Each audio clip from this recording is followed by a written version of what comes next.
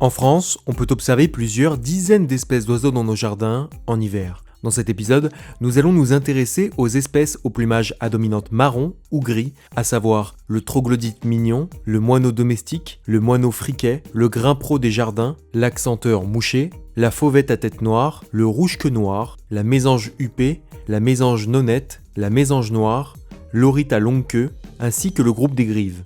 Alors oui, ça fait beaucoup, mais vous inquiétez pas, c'est très simple. On peut déjà commencer par une espèce qui se démarque immédiatement grâce à sa huppe, la mésange huppée. C'est la seule à posséder des plumes dressées sur la tête, formant une huppe bien visible.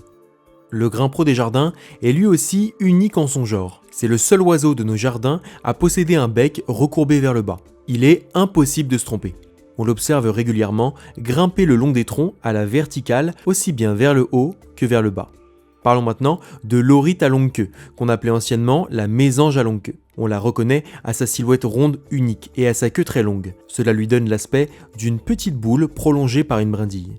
Elle possède également une bande sombre de chaque côté de sa tête, plus ou moins marquée selon les sous-espèces. Autre oiseau minuscule et tout aussi caractéristique, le troglodyte mignon. Sa silhouette ronde, son plumage brun uniforme et sa queue courte, souvent dressée à la verticale, le rendent impossible à confondre. C'est d'ailleurs l'un des plus petits passereaux visibles en France.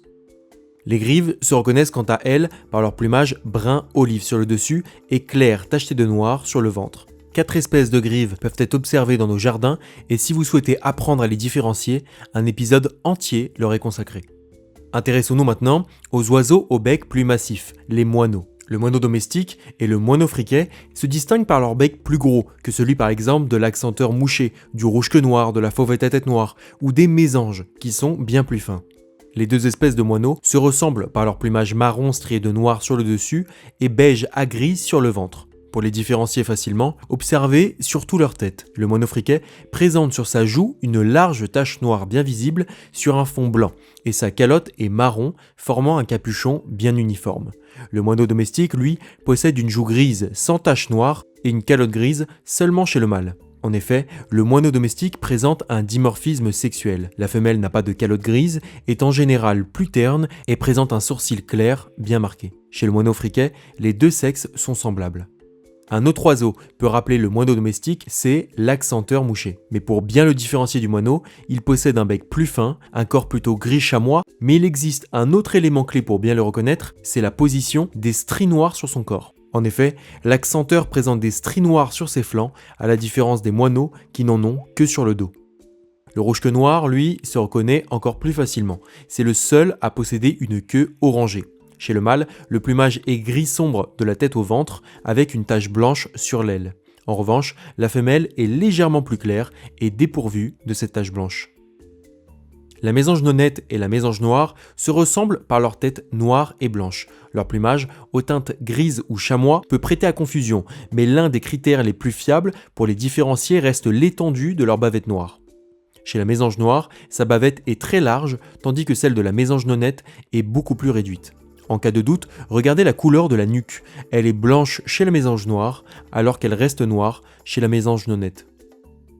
Enfin, la fauvette à tête noire se reconnaît à sa calotte bien noire chez le mâle et rousse chez la femelle, comme si elle portait un bonnet. Chez les deux sexes, leur plumage est d'un gris assez terne, contrastant fortement avec leur calotte. Pour résumer, si vous observez un oiseau qui possède un bec recourbé vers le bas, alors il s'agit d'un grimpero des jardins. Si vous observez un oiseau en forme de petite boule avec une queue très longue, alors il s'agit sans hésitation d'une orite à longue queue. Si vous observez un petit passereau brun au corps rond et à la queue dressée, alors c'est sans aucun doute un troglodyte mignon. Si votre oiseau présente une huppe bien dressée, cette fois c'est une mésange huppée.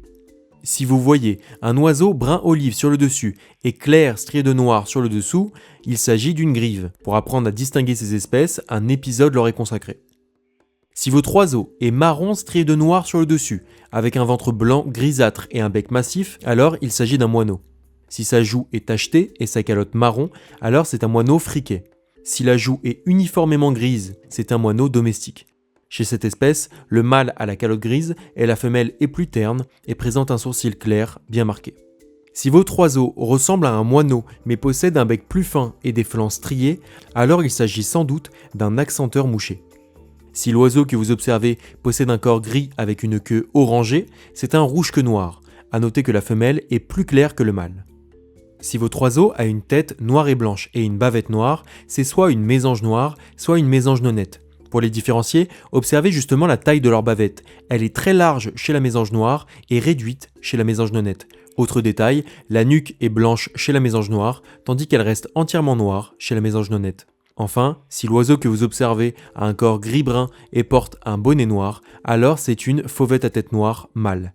La femelle, elle, possède une calotte rousse. Bon, je pense que vous savez tout, alors on passe aux exos.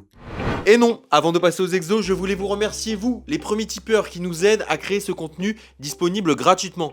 Si d'ailleurs vous appréciez ces vidéos et que vous voulez nous soutenir, n'hésitez pas, on a vraiment besoin de vous. On est une petite équipe d'écologues et naturalistes passionnés et on compte faire plein d'épisodes en ligne pour faciliter l'identification des espèces. Donc vous pouvez nous aider via le site Tipeee et même à hauteur de 1 euro. 1 euro par mois, c'est pas grand chose et ça serait vraiment déjà génial. Donc n'hésitez pas. Bon allez, on reprend.